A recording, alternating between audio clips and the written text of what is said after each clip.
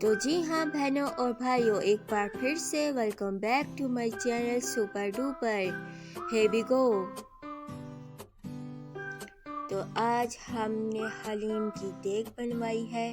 ये बहुत ही मज़े की देग बनी है हलीम की। अगर आपको इसकी रेसिपी चाहिए तो आप मुझे कमेंट्स पे बताएं।